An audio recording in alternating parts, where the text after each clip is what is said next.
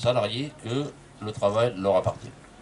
Et il va falloir qu'ils reprennent en main l'outil de travail. Et c'est le combat qu'il va falloir qu'on mène par rapport à ça, où sans eux, rien ne se fait.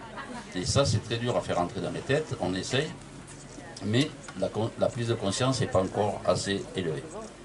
Malgré tous les mouvements de grève qu'il y a eu, le soutien qu'il y a eu, il faut qu'on arrive maintenant à passer au-dessus.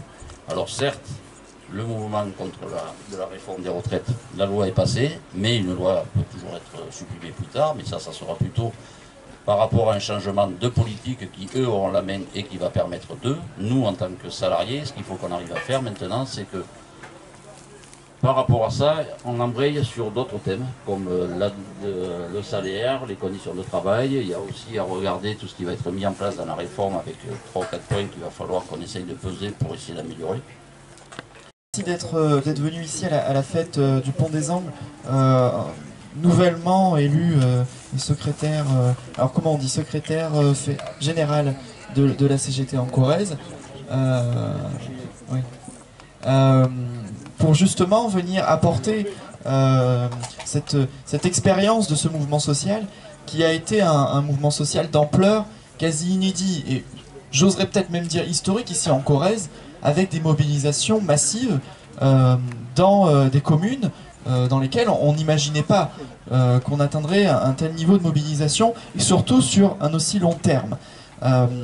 C'est ce qui a poussé, je crois, la plupart des acteurs politiques à se cacher et à être un peu gênés de leur position ou à carrément prendre des positions complètement différentes de celles qu'ils portaient quelques temps auparavant. Je pense notamment ici en Corrèze au député Dubois qui de droite est venu nous expliquer qu'il était opposé à la réforme des retraites alors que dans son mouvement politique on parle de retraite au-delà de 64 ans, 65.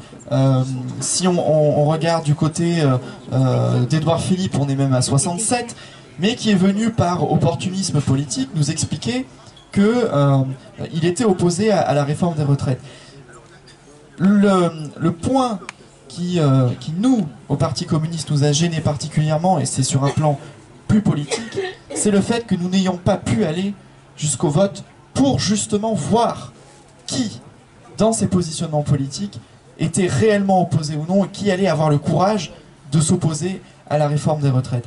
Au-delà de la question de la réforme des retraites et de tout ce que ça a apporté, moi je suis d'accord avec Gilles, ça n'est pas une défaite totale. Il y a eu un front syndical uni pendant un long moment qui a tenu sur des positions claires, sur des positions constantes, et ça je pense qu'il faut le souligner. Et c'est ce qui a amené après les gens, les travailleurs, les personnes qui étaient impactées par ce projet de loi à se mobiliser. Et au-delà, à la rentrée, effectivement, il va y avoir besoin que les acteurs syndicaux, ils le feront, les acteurs politiques également, se mobilisent parce qu'il y a des réformes qui arrivent qui vont mettre à mal beaucoup de personnes. Je pense à la réforme sur le volet travail, France Travail, avec notamment la conditionnalité du RSA. Il y a la réforme sur l'immigration. Il y a tout un tas de politiques qui vont être engagées à la rentrée, qui vont nécessiter qu'on soit mobilisés, unis, rassemblés, justement pour essayer de fragiliser encore davantage ce pouvoir qui aujourd'hui n'a jamais été aussi isolé et est obligé, contraint, parce que les gens l'ont décidé, de faire des accords politiciens avec les uns et les autres pour espérer avoir une majorité. Donc le message que nous on envoie, c'est qu'on sera toujours évidemment aux côtés des syndicats, derrière les syndicats et pas devant, derrière les syndicats pour les soutenir dans leur lutte. On sera aux côtés des travailleurs qui sont en difficulté et qui veulent se mobiliser, toujours dans le même objectif qui est de faire reculer ce gouvernement à la politique désastreuse pour les gens de ce pays. Et j'ajoute... Remercier donc le Parti communiste pour leur soutien par rapport à, aux difficultés qu'on a eues avec les conseils de discipline de nos militants à la JC. Donc 3 militants qui ont été condamnés, parce qu'il y a eu 3 peines, donc 2 peines d'exclusion temporaire, donc avec sursis. C'est-à-dire que l'année prochaine, du jour au lendemain, s'il y a un débordement, le proviseur peut virer 2 élèves. ce sont 2 communistes. Par hasard, ils sont tous les 2 membres du bureau fédéral. Et un troisième, donc c'est moi, qui est pourtant plus au lycée et qui est exclu 8 jours, donc on comprend pas trop la sentence. Et cela vise simplement à discriminer les communistes. Mais on pense que c'est cela, parce que les 3 membres sont des membres du bureau fédéral, donc le trésorier, la secrétaire fédérale adjointe et moi, secrétaire fédéral. Donc on tient à remercier le Parti communiste pour son soutien. Bon, après, pour revenir à la mobilisation sociale, nous on pense que donc, la réforme des retraites, même si le mouvement social a quelque peu déçu, que ce soit la jeunesse ou les travailleurs, puisqu'on n'a pas eu ce qu'on voulait concrètement, nous a montré que la jeunesse avait du potentiel dans la lutte sociale. Et pour la première fois depuis des dizaines d'années à Tulle particulièrement, on a des centaines de jeunes qui se sont mobilisés contre cette réforme des retraites, et des jeunes de tous bords différents. On a fait des hausses d'adhésion records à la JC, on est passé de 6 adhérents au début de l'année à plus de 50 actuellement. On a énormément de jeunes qui ont décidé de se syndiquer dans des syndicats lycéens ou d'adhérer dans des mouvements de jeunesse comme le nôtre. Et donc ça montre qu'on a un grand espoir pour la lutte à venir, puisque si les jeunes s'organisent, c'est le gouvernement qui tremble. Bravo. Qui est brillant. Voilà, donc l'idée c'est que on puisse aborder cette thématique de la jeunesse qui a été centrale pendant toute la période de la pandémie et qui continue de l'être pour un très grand nombre de raisons qui vont certainement être évoquées maintenant. Donc, sans plus attendre, je vais laisser la parole à Hassan, voilà, pour une brève introduction à ce débat. Merci beaucoup, merci à la fédération pour l'invitation.